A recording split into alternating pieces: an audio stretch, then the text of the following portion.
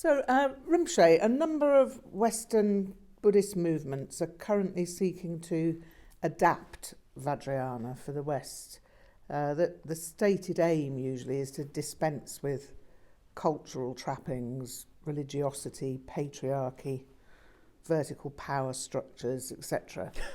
To dispense with those in order to focus on what's usually talked of as the essence. I know that this has actually been going on for 30 years or more, and it's not new, but I wondered what your views are on the current movement. That's a rather long question which contains many different aspects. I suppose I would start by saying that there have always been changes in religion as it moves from one part of the world to another. There were changes when Indian Buddhism moved into Tibet, when it moved into China and eventually into Japan. And the key factor with all these changes is that they took several generations to be effected. The main problem with what is envisaged is that it's expected to happen within days or hours or weeks, and that is not realistic. It doesn't really conform to any human idea of how a change can occur. You can affect a change in relatively small institutions or small ways of working, but when you're looking at a religion, you're looking at a vast collection of practices, of teachings, and to change that within a short period of time is not really possible. Especially in terms of essence and what that is and how essence is understood, how it's realized. So I would say that it's fundamentally unrealistic. That's the first part. Then there was something about vertical something and can you enumerate these things? Yes, dispensing with, the idea of dispensing with cultural trappings. Right. Perhaps start with that one. Cultural trappings. Trappings is a word that has now got negative connotations. Whether its current meaning is accepted in the dictionary, I don't know, but trappings are things that go along with something. So that if you're a video recordist, the trappings are the cables, the lights, and if you do without them, then you can't actually engage in the main task. So this word trappings is used here to mean things that are unnecessary. And I think it's really difficult to I think it takes a long time to work out what might be unnecessary. I can think of certain things that are unnecessary, things that we might not do at Dralajong. We might not have 100 or 1,000 identical Rinpoche statues on a wall, because that is not absolutely necessary. So that's one thing I can imagine. But otherwise, one has to look at necessary in what context, or unnecessary in what context. If you invite someone to dinner, you might spend a long period of time making the place look nice. You might vacuum the floor, you might clean the table, you might put on a fresh tablecloth, you might polish the silver, you might do all kinds of things. Now, none of these things are essential for eating.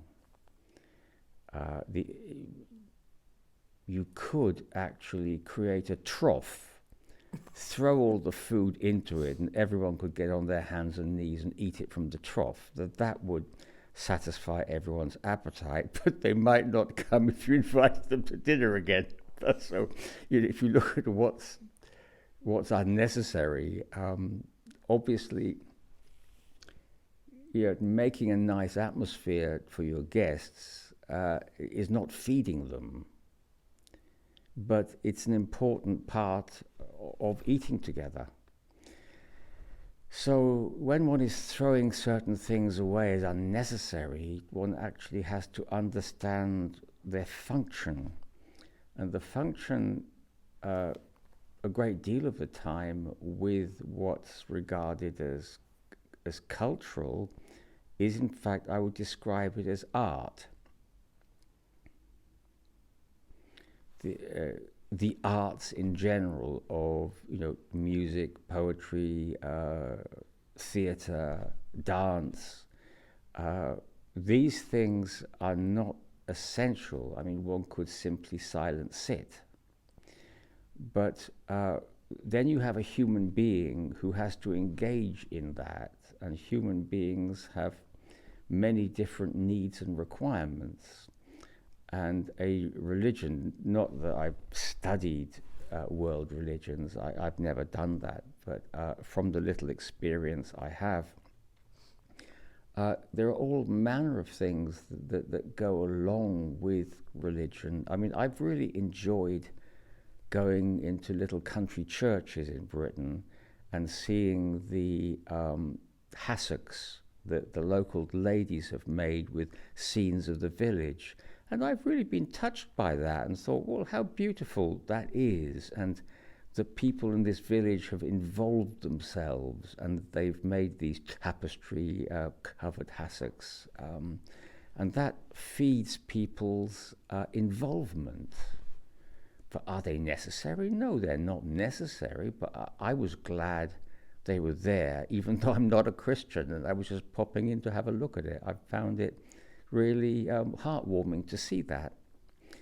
So that's for the trappings. Now the vertical, what was the vertical thing? Well, there's the patriarchy, dispensing with patriarchy, and dispensing with vertical power structures. Well, let's deal with the patriarchy first. I think that's valid, although it doesn't always exist. I think it's the main image, but it depends how you're approaching, particularly Vajrayana, particularly the Nyingma tradition, particularly Dzogchen. I mean, I've seen far less of the patriarchy than other people have seen.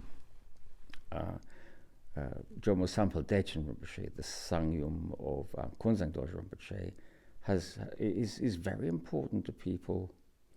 She's a very important yogini as far as Dudjom Rinpoche was concerned, both incarnations that I've known.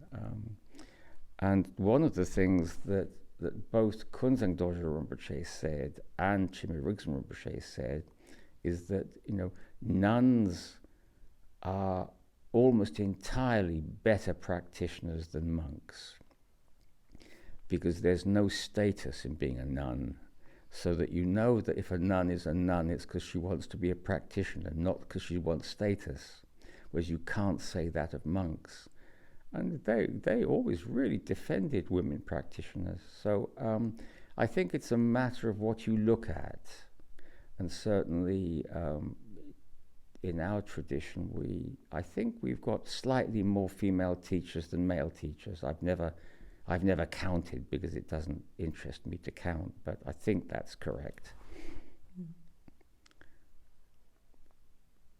And now the vertical bit again, I'm leaving that till last. It sounds the most confusing. Vertical power structures. I'm assuming that's talking about the way in which the teacher-student relationship works is a vertical power structure within a lineage. But it's hierarchic. Yeah, that's, I guess I'd understand that word better. Hierarchy exists in everything. If one person doesn't know something and another person does and explains it, there's a hierarchy. It might only exist for the period of time in which that is put across, but in terms of being a plumber or an electrician, unless you actually become a plumber or an electrician, those people always know more than you do, and you get them in to do whatever that you can't do. I don't particularly see a problem in that. If there's no hierarchy, then you don't need the teacher. I think that in terms of Dzogchen, well, there's certainly a saying, one of these Tibetan sayings, the higher the yana, the lower the throne. And this is really a question of what the relationship is with the teacher in terms of how I see myself. In terms of Dzogchen, the emphasis is really on the beginningless realization of the individual. And so if that is the case, then there can't be a great difference between teacher and student. There has to be a difference, because if there wasn't one, there'd be nothing to learn. So if you're going, you can't get rid of that even in secular society. Everyone learns from somebody, and everyone enjoys learning from people. I have it in mind to write a letter to my riding teacher, Melissa Troop, because she doesn't know this, but I often mention her because she taught me how to ride, and I think she deserves some kind of national award for this, because I am the worst possible person there ever could be to learn to ride a horse. I have no sense of balance.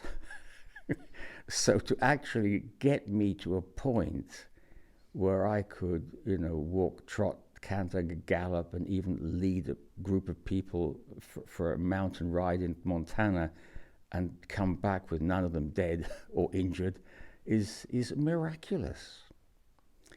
And Khandro Dechan and I really regarded her as the Vajra master when it came to horse riding. We never told her this, but we did exactly what she told us to do.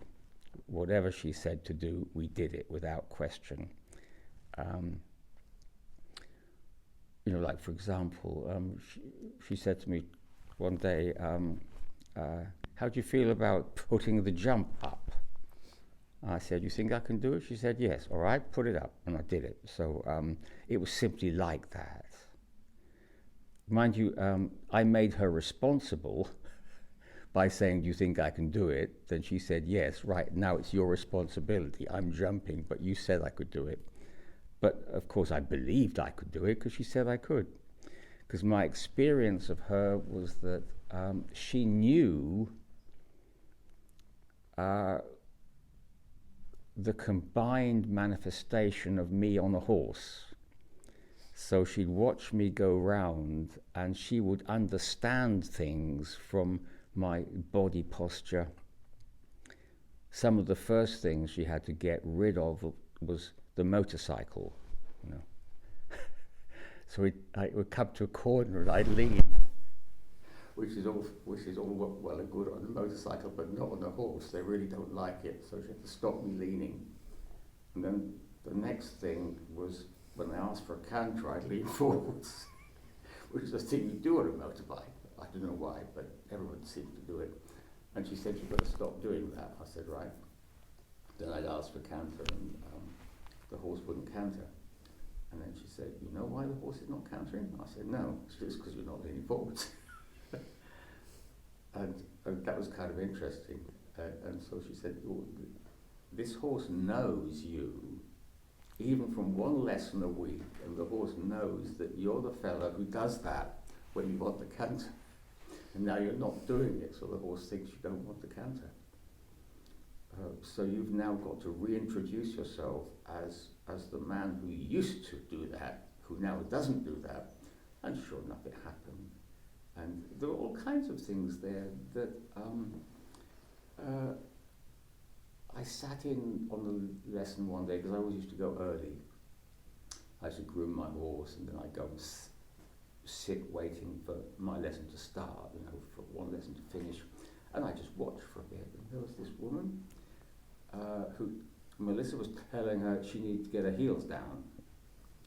She said, "My heels are down." And I was looking at her, I was saying, "No, they're not." I didn't say anything, but I thought, well, why pay someone for a lesson and argue with them, especially when you're wrong, So I found that really quite interesting. Now, the other thing, of course, in terms of this, is that it's a human and emotional situation with a teacher. You get to love and appreciate your teacher. And why I'm talking about Melissa is because it goes beyond the teacher-student relationship in Buddhism. It's any teacher who's really helped you. You have such appreciation for that person, and that appreciation naturally causes a hierarchy. It's not that, we'd also have normal conversations with Melissa. We sometimes used to go with her off to look at some horses somewhere, and we'd just have ordinary conversation in which we were equal. But I've also had that with all my teachers in terms of talking off topic. When Dudra Rinpoche would ask me about blues, then I'd tell him and he'd listen. There was no sense of hierarchy when he was listening to me explain something, or Chimarusa Rinpoche listening to me explain that I couldn't take photographs under these lighting conditions for him that would be any good. And he'd accept what I said because he knew I knew about photography. So that has largely been my experience. So the whole idea of getting rid of a power structure as if it was imposed for some bizarre reason, that there were some people who just enjoyed having power. Well, of course there are, but it's a matter of the teacher you choose. I seem to have never spent any time with any teacher who got something out of it apart from what they were teaching. So I think this is a modern idea. I think there have been all sorts of modern ideas. Some work, some don't.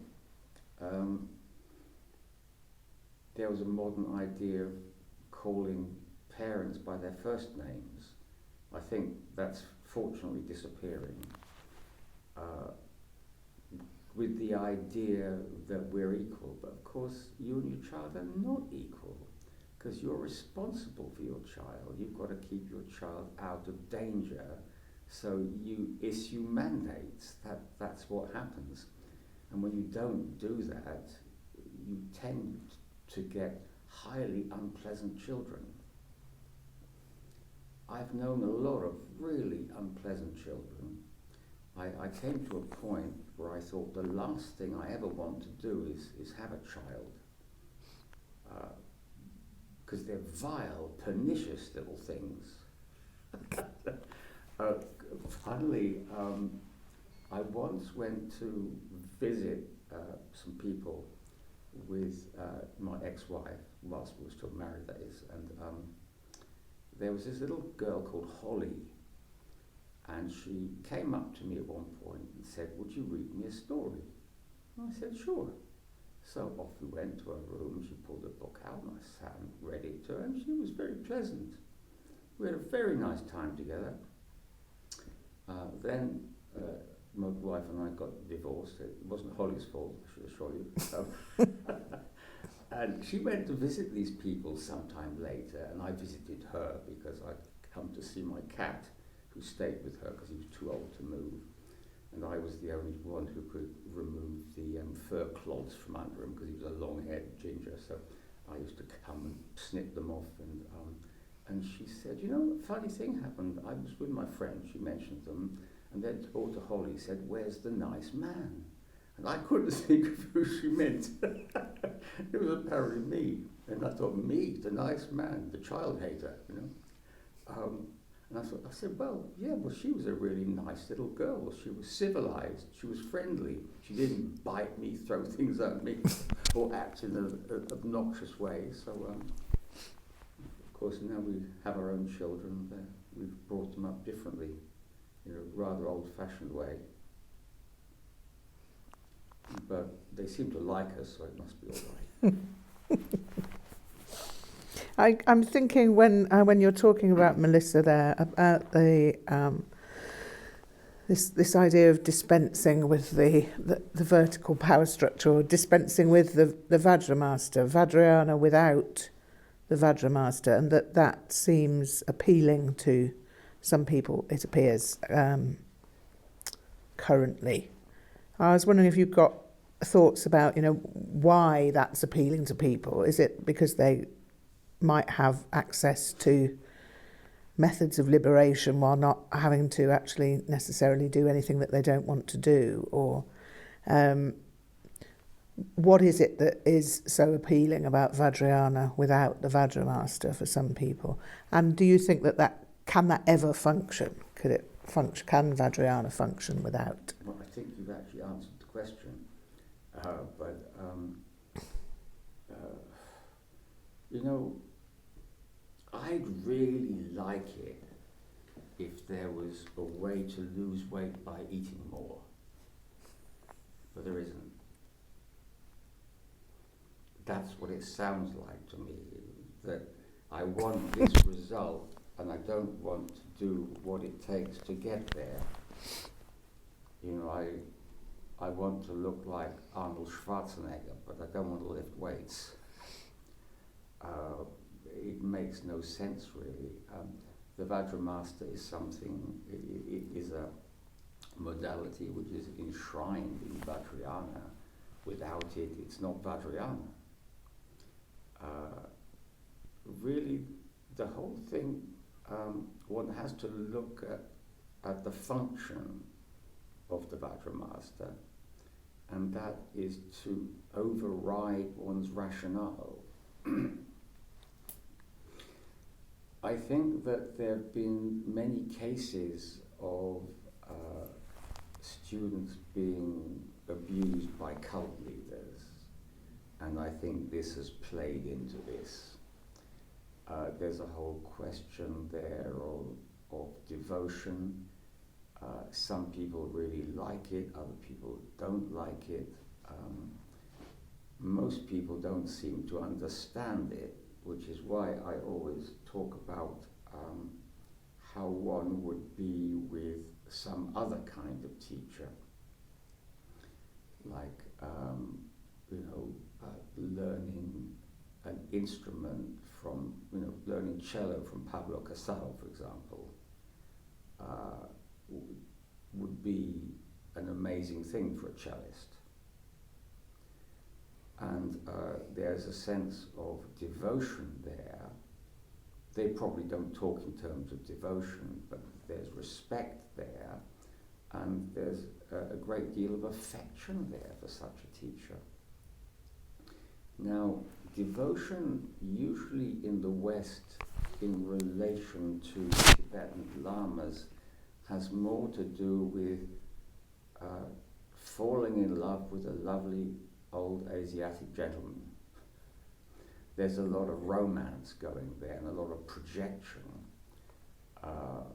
which is problematic, and it tends to fall apart as soon as the lovely old fellow tells you to do something you don't want to do, or tells you that you're an egomaniac, or whatever he or she has to tell you. So really, devotion can only be based on practice, on experience. Now, in my time of writing, I really learned a lot that made me appreciate how good other riders were. I used to watch the lady Sarah, who owned the stables, cantering just as an exercise in the outdoor arena. I used to look at her. She may as well have been reading a newspaper as she was going around. She was so totally relaxed. And I thought, that's astonishing. And I'd seen people canter before, and I hadn't made anything of it.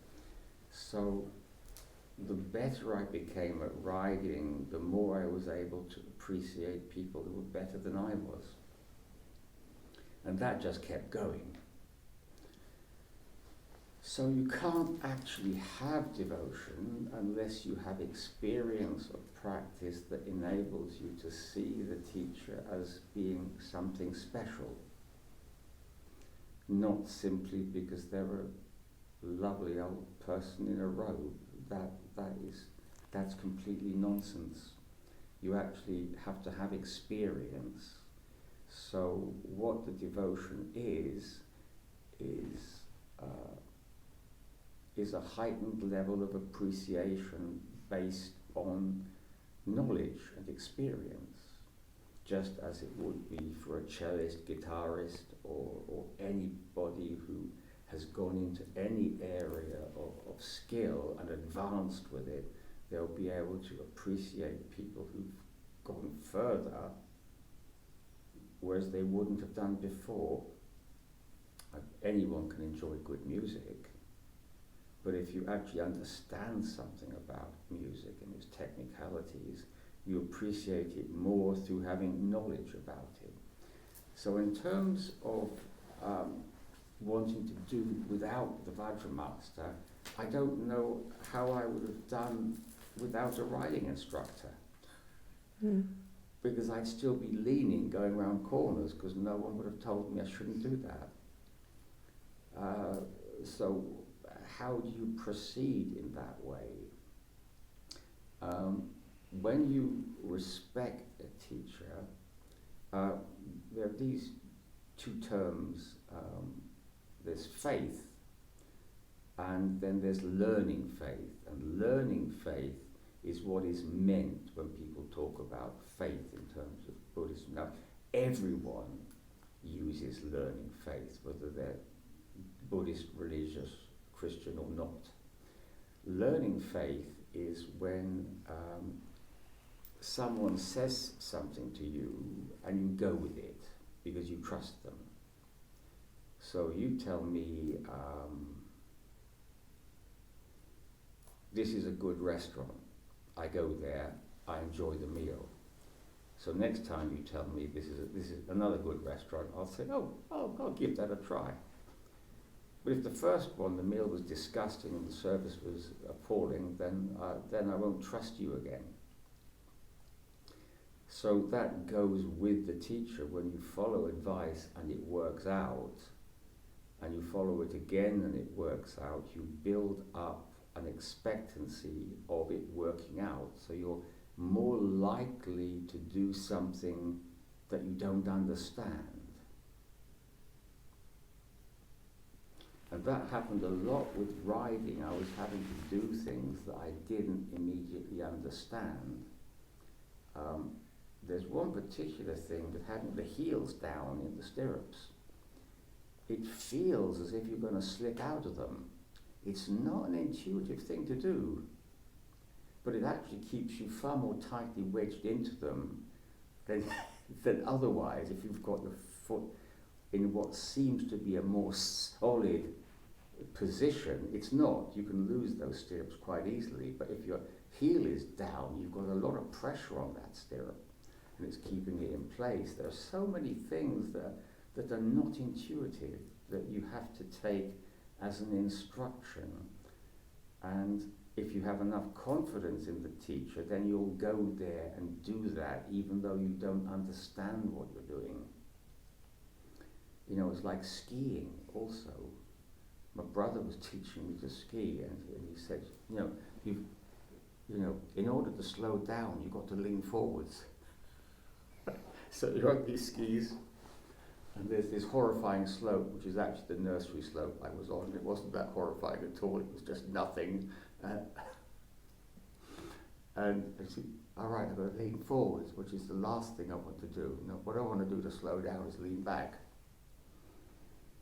And when you lean back, what happens is you lose contact with the tips of the skis. They wander all over the place. They hit some lump and one foot goes off in that direction and the other.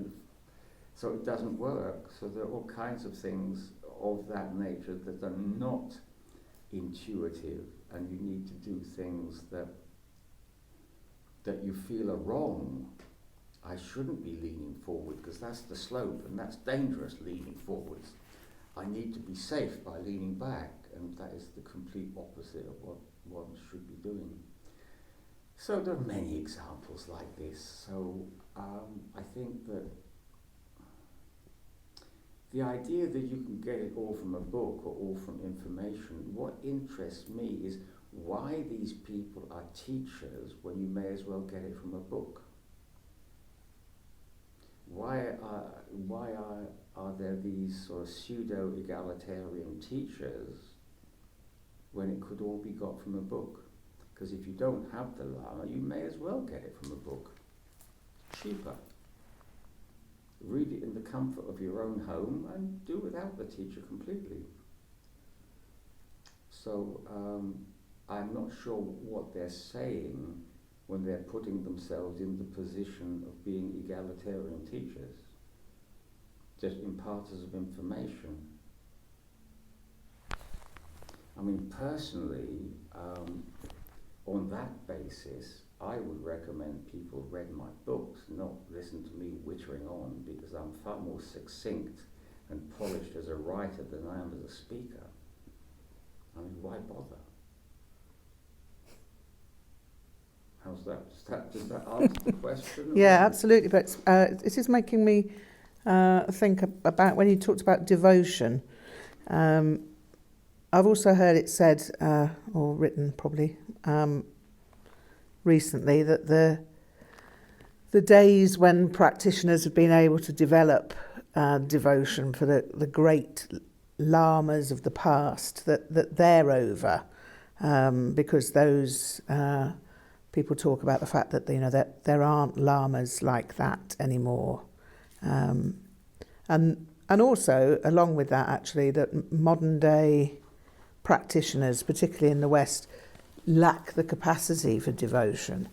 But it seems that you're saying that, well, everybody has it because that's what all learning faith outside of religion is based on as well. So it's a misunderstanding of devotion, really, you think? Yeah, I would completely disagree with that. I don't think there's any difference at all between now and then or now and later. If you get interested in anything, if you work at it, if you get instruction from somebody who's expert in that field and has gained world renown in that field, someone like any of the great musicians, then that devotion is going to arise. The problem is calling it devotion, really. It's a problematic word because it means it has all these connotations for people, but it's really simply heightened appreciation. And you get that because of your own involvement in whatever area it is.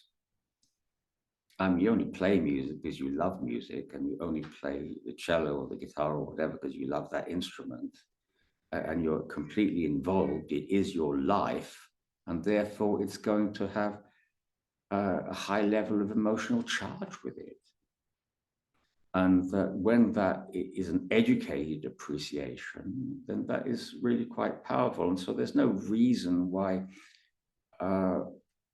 what people are saying when they say those lamas don't exist now and the audience isn't there, they're not explaining why.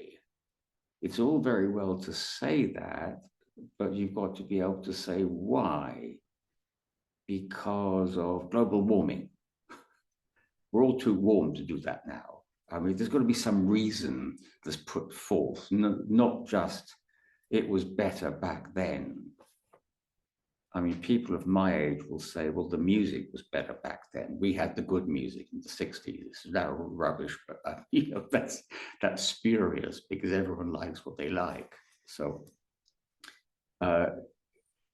there's no validity in that argument, or if there is, it needs to be reasoned as to why that is the case.